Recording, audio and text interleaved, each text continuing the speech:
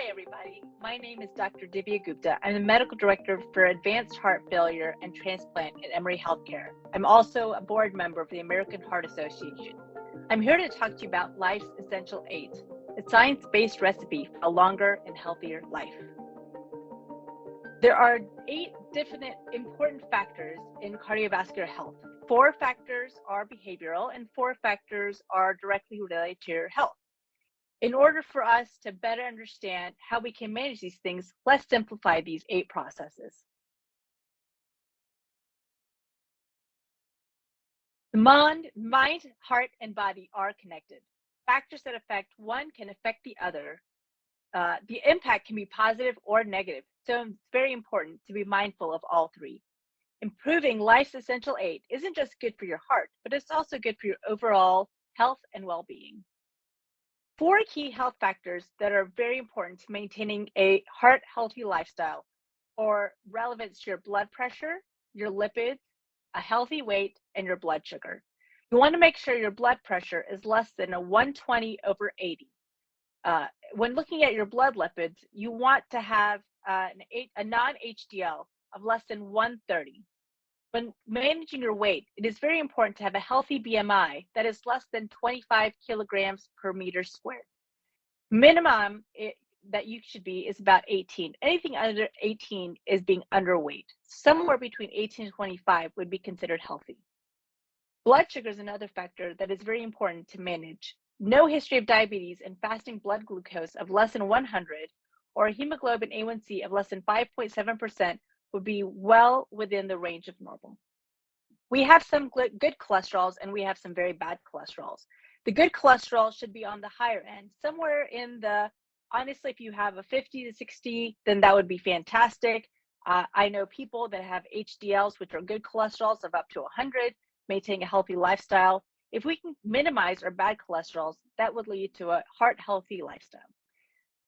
4 key health behaviors that we must make sure we maintain are not smoking or vaping, adequate sleep. In order to say that you are getting adequate sleep, you should be sleeping 7 to 9 hours every night. Maintaining a healthy diet means adhering to a DASH or Mediterranean diet. And physical activity of up to 150 minutes or more of a moderate intensity aerobic activity or 75 minutes a week of vigorous aerobic activity are what's recommended. What are some ways we can help improve our sleep? Improving sleep always seems to be something that people always complain about. We're always tired. So what can we do to make sure we're getting the 7 to 9 hours that we need every night? Is it true or false? Sleeping in on weekends helps you catch up. False. Everyone thinks sleeping out on weekends is a wonderful thing, but actually changing your sleep routine, even on weekends, can lead to serious sleep problems. So everything we can do to try and maintain a regular sleep schedule, even on the weekends, is very important. Getting enough sleep can lower your risk of chronic diseases and type 2 diabetes. It can help strengthen your immune system and improve your mood and increase energy. It can also make you a more creative person, overall benefiting your health, not just from a heart standpoint, but from a lifestyle standpoint. So what can you do to get enough sleep? Make sure you get plenty of sunshine. So making sure we're enjoying sunshine in the daylight hours. Movement, anything we can do to increase our activity would be very beneficial. And then staying consistent with the amount of sleep and our sleep and wake times. What should we try to avoid? Any nighttime activities we should definitely try to stay away from.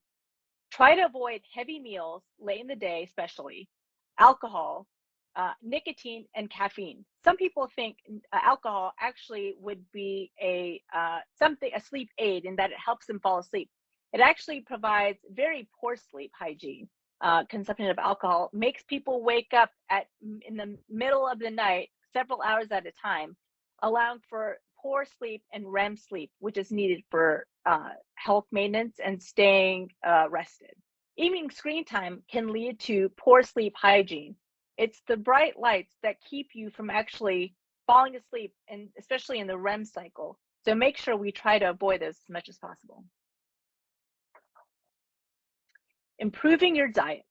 True or false? When it comes to getting your fruits and veggies, fresh is always best. False. A healthy diet can include fresh, frozen, canned, or dried produce. So in whatever form, please try and get as much fruit and vegetable as possible. Benefits of improving your diet. A heart-healthy diet can lower your risk of heart disease and stroke. Fruits, veggies, grains, omega-3 fatty acids, and lean meats can keep depression at bay. Fruits and veggies are linked to higher levels of happiness. So what can you do to improve your diet? In order to make sure we're trying to keep with a healthy diet, we should always try to increase the amount of fruits we consume on a daily basis. Plant-based proteins, such as legumes and nuts, are very beneficial, and increasing our vegetable intake. What should we get less of? Added sugars are a big way to increase your weight, but also have poor diets. Red and processed meats have a lot of nitrates that we should try and stay away from. The highly processed foods keep us from actually taking in the healthy proteins, vegetables, and fruits that are so badly needed in our diets. Improving activity. True or false? To get enough activity in your day, you need to work out. False. All movement counts. Don't discount the short walk you took from the parking deck to the building, or that you decide to take the stairs instead of taking the elevator. Every step counts and can boost your health. You can even break it up over the day. Benefits of moving more. Floods your brain with feel-good chemicals and improves mood. Weekly exercise boosts your immune system. Moving regularly can lower blood pressure, reduce risk of heart attack and stroke, and control blood sugar. It can also help improve your sleep. So what can you do to move more? We always want to add mini breaks in our day. The more we can get up and walk around a little bit, the more time we have to think better, maybe even try to get some daylight at the same time. We can also add more fresh air. Again, with the daylight and getting the fresh air, we can always feel better. And add a little bit of play to your day. You want to sit less at your desk. Many people use in-place standing desks, or they will actually use little pedals to keep movement while they're sitting at their desk. During screen time, again, if you want to try and stand while you're using screens, if needed, standing desks have become very popular. And with others, try not to sit if you can. Maybe have a conversation in the middle of the hallway while you're standing. Quitting nicotine. True or false? Nicotine helps you relax. I was going to say, I hope everyone got this one correct, because that is very false. Nicotine can increase stress levels and trap you in a cycle of addiction. The benefits of quitting are that after 1 year of quitting, you have reduced your risk of heart disease by about half. You'll increase your chances of living longer if you quit nicotine. Your senses of smell and taste will improve, and food will taste much better. Your smoker's cough will go away. And it's not listed in this slide, but you can definitely sleep better. So what can you do to quit nicotine? You always want to add more. If you need support, you can call this 1-800-QUIT-NOW number in order to get the support that's needed to quit nicotine. You can increase your activity, keep your mind off of the cravings that you might have, and increasing activity is a part of the 4 factors that we're trying to change in improving our Life Essential 8. And you give yourself small goals with rewards for a good job that you've done. Even if you've gone a week, you should give yourself a little reward for having done so much better than you had in the past. Having smoked 10 cigarettes a day, you're now down to 9 cigarettes per day. That's a big plus. And in moving towards weaning yourself off of the nicotine that is so deleterious to your health. What can you get less of?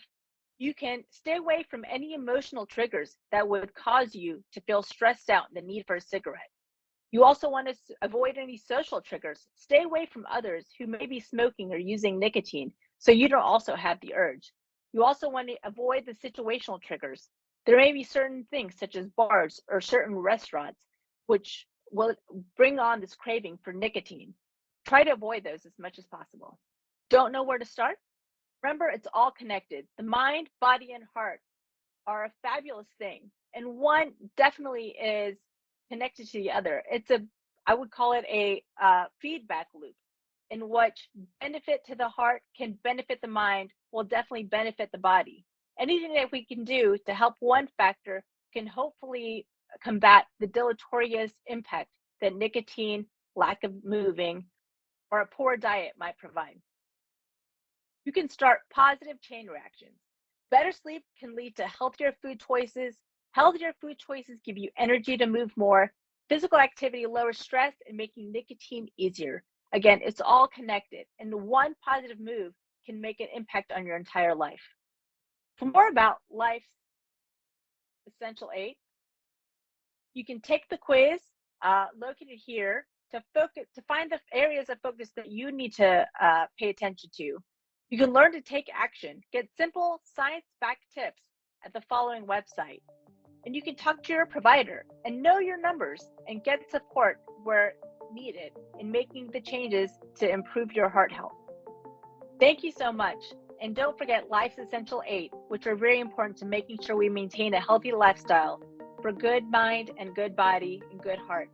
It's all related. And so make sure we're making all the differences to have a good and healthy outcome.